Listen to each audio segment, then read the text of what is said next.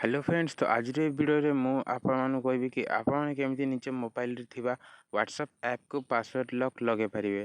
तो जानिबा पई वीडियो को शेष पर्यंत देखंतु। आज जदि आपण माने मो चैनल को सब्सक्राइब करनांती तो चैनल को सब्सक्राइब करी बेल आइकन को ऑल सेट कर दियंतु एमिति नुआ नुआ वीडियो अपडेट पाइबा पई। तो चलंतु फ्रेंड्स वीडियो स्टार्ट करिबा।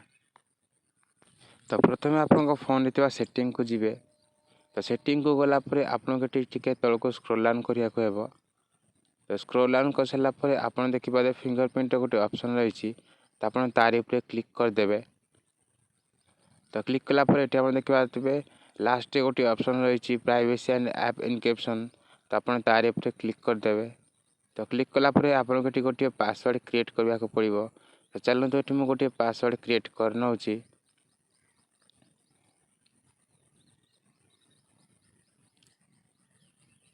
तो पासवर्ड क्रिएट कर सारापर आपन को ये दुईटा आंसर दबा पड़ो। तो जदि आप भी पासवर्ड भूली जाती तो ये दुईटा आंसर देगी आपण मैंने गोटे पासवर्ड रिसेट करें। तो आंसर दुईटा दे सारापर आप राइट साइड ऊपर गोटे डन ऑप्शन रही तो आप डन करदे। तो तापर आपको एमती किसी इंटरफेस शो कर। तो ये आप app encryption option T show करूँ तो आप तार ऊपर क्लिक करदे। तो क्लिक कलापर ये आपको बहुत सारा ऐप शो कर। तो ये मुझे आपको मो व्हाट्सएप को पासवर्ड लॉक पकईकि आपको देखी। तो चलते ये मुझे तल को स्क्रॉल डाउन करुँची। तो आपण मैंने देखिपारे ये मो व्हाट्सएप एप्लिकेशन टी शो करुँची आ तार साइड रे गोटे turn on off option T रही। तो आपण मैंने कौन करेंगे ताको टर्न ऑन करदे। तो टर्न ऑन कर सारापर आपको व्हाट्सएप टी पासवर्ड लॉक पड़ जाए। तो आपको फोन अनलॉक थिले भी आपको व्हाट्सएप को कहीं भी ओपन करें नहीं। तो चलते ये मो फोन रे मु आपको मो व्हाट्सएप ओपन करके देखेबी।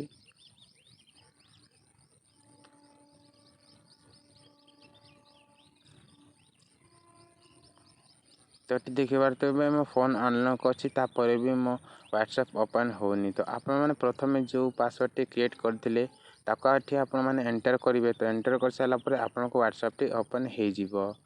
तो आपण मैंने बहुत सहज आपन फोन में व्हाट्सएप ऐप को पासवर्ड लॉक लगे पारे।